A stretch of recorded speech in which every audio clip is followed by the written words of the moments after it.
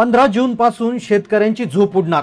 15 जून ते 15 जुलै मान्सूनचा प्रवास कसा असणार याचा एक नवीन अंदाज हवामान विभागाने आता स्पष्ट केलाय। शेतकऱ्यांनो, पेरणी करू नका। महाराष्ट्रातील तब्बल 181 तालुक्यांमध्ये दुष्काळ पडणार असल्याची मोठी माहिती आता समोर आली। स्वतः मुख्यमंत्र्यांनी शेतकऱ्यांसाठी एक अर्जंट सूचना दिली आहे। शेतकऱ्यांच्या पेरणीच्यासाठी मुख्यमंत्र्यांनी 15 जून पासून 15 जुलै पर्यंतचं नवीन वेळापत्रक आता जाहीर केलं आहे। 48 तासांपूर्वी कोकणामध्ये मान्सून दाखल झाला होता, पण तो तिथून पुढे सरकलाच नाहीये। शेतकरी चिंतेत आले होते, पण तेवढ्यात स्वतः मुख्यमंत्र्यांनी एक पत्रकार परिषद घेतली आणि शेतकऱ्यांसाठी नवीन वेळापत्रक जाहीर केलंय। एक धोक्याचा इशारा दिलाय। एक नवीन वेळापत्रक शेतकऱ्यांसाठी आता जाहीर केलंय। शेतकऱ्यांसाठी 3 महत्त्वाच्या सूचना आता जारी केल्या आहेत, ज्यामध्ये 15 जून पासून 15 जुलै पर्यंत नेमका पाऊस कसा असणार याचा आता खरा अंदाज आता समोर आलेला आहे। तसेच कोणत्या जिल्ह्यामध्ये खरोखर दुष्काळ पडणार आणि कोणत्या जिल्ह्यामध्ये चांगला पाऊस पडणार याच्या जी महत्त्वाची माहिती स्वतः मुख्यमंत्र्यांनी शेतकऱ्यांसाठी जाहीर केली। पहा, कोकणात मान्सून दाखल झालाय। त्याची वाटचाल आता अतिशय संत गतीनं पुढे सरकत आहे। सगळ्यांना वाटलं होतं तो काही दिवसातच संपूर्ण महाराष्ट्रात पाऊस पडेल, पण मुख्यमंत्र्यांनी पत्रकार परिषद घेऊन शेतकऱ्यांसाठी नवीन वेळापत्रक आता जाहीर केलंय, ज्यामुळे आता कालपर्यंतच्या तुम्ही ज्या बातम्या पाहिल्या होत्या त्या सगळ्या बातम्या आता खोट्या ठरल्यात। आज खरी माहिती स्वतः मुख्यमंत्र्यांनी दिली आहे। यावर्षी पाऊस महाराष्ट्रासाठी शेतकऱ्यांसाठी अतिशय धोकादायक आहे। कालपर्यंत मान्सून वेगानं सरकतोय, पुढील 3 दिवसात तो महाराष्ट्र व्यापेल अशा बातम्या येत होत्या। सुरुवातीला वाटलं निसर्गाच्या चक्रात थोडं मागे पुढे होत असावं, पण जेव्हा मुख्यमंत्र्यांनी अधिकृत घोषणा केली तेव्हा संपूर्ण शेतकऱ्यांचा भरोसा पटलाय। मुख्यमंत्र्यांनी आता बैठक घेऊन नुसता अंदाज नाही तर कन्फर्म पावसाची सगळी परिस्थिती सांगितली।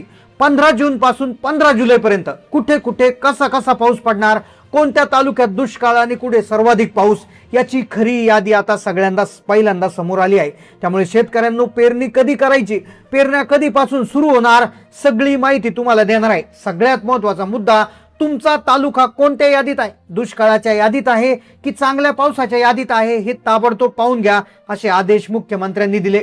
जर तुमचा जिल्हा जर दुष्काळाच्या यादीत आला तर कधी पेरणी करायची, काय सूचनांचं पालन करायचं यासाठी मुख्यमंत्र्यांनी बैठकीतून आदेश दिला। या बैठकीमधून एक फायनल अंदाज जारी करण्यात आलाय। या अंदाजानुसार 15 जून पासून पाऊस त्या ठिकाणी कसा राहणार, त्यानंतर जुलैमध्ये, ऑगस्टमध्ये, सप्टेंबरमध्ये पाऊस नेमकं कशा परिस्थितीमध्ये पडणार, शेतकऱ्यांच्या पेरण्यांना केव्हा सुरुवात होणार, अशी अधिकृत माहिती आता मुख्यमंत्र्यांच्या पत्रकार परिषदेतून समोर आली। पहा, आतापर्यंतचा हा सगळ्यात नवीन आणि फिक्स अंदाज समोर आलाय।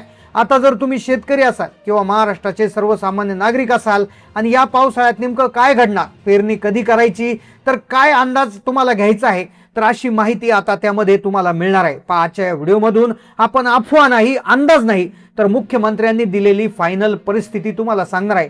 मग नेमकं 15 जून ते 15 जुलैमध्ये काय घडतंय, कोणत्या 181 तालुक्यांमध्ये दुष्काळ पडणार, या तालुक्यांची नामं कशा पद्धतीने आली आहे, तुम्ही जर शेती करणार असाल, पेरणी कधी करायची याबाबत तुम्हाला काय सूचना देण्यात आल्या, जून ते सप्टेंबरमध्ये पावसाचं वितरण कसं राहणार, तर पहा, प्रत्येक थेंबाचा हिशोब सांगितला गेलाय। त्यामुळे सगळी सविस्तर माहिती तुम्हाला समजून घ्यावीच लागेल। पहा, मान्सून कोकणामध्ये वेळेवर पोहोचला खरा, पण त्यानंतर प्रशांत महासागरामध्ये एक विचित्र घटना घडली आणि त्यानंतर काल रात्रीतून सगळं वातावरण बदललंय। समुद्रात अशा एका विचित्र घटनेनं जन्म घेतलाय की ज्यामुळे सगळ्या शेतकऱ्यांना घाम फुटलाय। जागतिक हवामान प्रणालीमध्ये झालेल्या अनपेक्षित बदलामुळे मान्सूनचा प्रवास जागेवर थांबलाय। एक असं मोठं संकट उभं राहिलंय ज्याचं नाव सुपर एल निनो। प्रशांत महासागराच्या तापमानात 2 अंशानं वाढ झाली असून मान्सून जागेवरच थांबलाय। मग नेमकं कोणत्या तारखेला पेरण्या करायच्या, कोणत्या 181 तालुक्यांमध्ये दुष्काळ पडणार, तिथल्या शेतकऱ्यांनी काय करायचं, सगळी सविस्तर माहिती आता मुख्यमंत्र्यांनी दिली। पहा, जेव्हा मान्सून दाखल झाला होता तेव्हा वाटलं होतं की तो वेगानं पुढे येईल, पण झालं उलटच। रत्नागिरी आणि सिंधुदुर्ग या किनारपट्टीच्या जिल्ह्यावर अचानक उलट्या पद्धतीनं कोरडे ढग जमा झाले। हे ढग पावसाला पुढे जाण्यापासून रोखू लागले। कोकणची किनारपट्टी ओलांडून हे संकट आता पुढे पुढे सरकू लागले। सातारा, सांगली, कोल्हापूर या पश्चिम महाराष्ट्रातील जिल्ह्यांकडे तो सरकलाय। तिथे पावसाचे ढग आता विरळ होऊ लागलेत, पण हे कमी की काय म्हणून शेतकऱ्यांसाठी एक भीषण परिस्थिती आता निर्माण झाली। मग महाराष्ट्रातल्या कोणत्या 181 तालुक्यांना धोका आहे, तिथे एकही थेंब पडणार नाही, काय सूचना शेतकऱ्यांना दिल्या, 15 जून पासून 15 जुलै आणि पुढे पावसाचं वितरण कसं राहणार, मुख्यमंत्र्यांनी कोणत्या 4 अतिशय टोकाच्या सूचना दिल्यात, लक्षपूर्वक आता ऐका. पहा, हवामान विभागाने दिलेल्या अत्यंत ताज्या माहितीनुसार सुपर एल निनो प्रणाली, ज्यामुळे आता अहिल्यानगर म्हणजे जो सगळ्यात मोठा महाराष्ट्राचा जिल्हा आहे तर त्याला मोठा फटका पहिल्यांदा बसणार. पहिल्यांदा ऑगस्ट महिन्यामध्ये साधारणपणे सप्टेंबरमध्ये पावसाचा खंड पडणार. पहिला दणका अहिल्यानगरला, दुसरा फटका पुणे जिल्ह्यापासून त्याची सुरुवात होती. पहा, सुरुवातीला मान्सूनची हजेरी जी आहे पुण्यामध्ये चांगली राहणार. जून जुलैमध्ये पावसात धरण लोट क्षेत्र आहे तर त्याच्यामध्ये पाऊस अत्यंत कमी पडेल. पुणे आणि पुण्यामध्ये राहणाऱ्या शेतकऱ्यांना हा धोका समजायला लक्षात घ्यायचा आहे. पहा, पुणे वेधशाळेने एक नकाशा जारी केलाय ज्याच्यामध्ये अकोला, चंद्रपूर, ब्रह्मपुरी याच्यामधलं तापमान जे आहे ते रेकॉर्ड मोडणार आहे. उन्हाळ्यात लागलेला जो तडाखा आहे त्यापेक्षा दुपटीचा तडाखा पाहायला मिळणार. पावसाळ्यामध्ये दुष्काळाची घंटा खरं तर मराठवाडा, पश्चिम विदर्भातले जे अनेक शेतकरी आहेत त्यांच्यासाठी खरं तरी अत्यंत बिकट परिस्थिती आहे. एप्रिल आणि मे मध्ये अचानक पाऊस झाला. सुपर एल निनोच्या आगमनाचे ते संकेत होते आणि इथून पुढे खरी परिस्थिती आता बिघडणार. त्यामुळेच मुख्यमंत्र्यांनी फायनल रिपोर्ट सांगितलाय, शेवटचा अंतिम अंदाज आलाय. या अंदाजानुसार शेती करा, अन्यथा शेतीमध्ये तुमचं नुकसान 100% होऊ शकतं. हवामान विभागाचा फायनल रिपोर्ट आता हातात पडलाय. त्यानंतर मुख्यमंत्र्यांनी एका क्षणाचा विलंब न करता सगळे अधिकारी बोलवले, सगळ्यांची बैठक घेतली आणि हे संकट आता चारा छावण्या आणि पिण्याच्या पाण्याच्या टँकरला मंजुरी दिली. 21 जिल्ह्यामध्ये पाण्याची टक्केवारी पूर्णतः घटणार. कृत्रिम पावसाचा प्रयोग करण्याची देखील शक्यता. दुबार पेरणीमुळे शेतकऱ्यांची फसवणूक, नुकसान होता कामा नये अशी स्पष्ट माहिती दिली आणि त्यामुळे शेतकऱ्यांसाठी पेरणीची अंतिम तारीख सांगितली. पहा, सध्या जूनचा महिना सुरू आहे. 15 जून नंतर वातावरणामध्ये हळूहळू बदल व्हायला लागणार आहे. जूनच्या सुरुवातीला काही अतिशय कमी ठिकाणी पाऊस झालाय, पण तो मान्सूनचा नसून तो वादळी किंवा अवकाळी पाऊस त्याला म्हटलेलंच योग्य राहील. शेतकऱ्यांसाठी आता 15 जून पासून 20 जून पर्यंतचा जो पिरियड आहे तर तो अत्यंत क्रिटिकल मानला जातोय. कारण की पहा, मान्सून अजूनही मुंबईमध्ये दाखल झालेला नाहीये. तो कोकणामध्ये म्हणजे तळ कोकणामध्ये धुमाकूळ घालतोय. अजूनही तो पुढे वर सरकलेला नाहीये आणि त्यामुळे 15 ते 20 जून जो आहे हा 5 दिवसाचा पिरियड जो आहे तो अत्यंत क्रिटिकल मानला गेलाय. या 5 दिवसात कशी वाटचाल होते त्यावरून संपूर्ण महाराष्ट्रातल्या शेतकऱ्यांचं भवितव्य ठरतंय.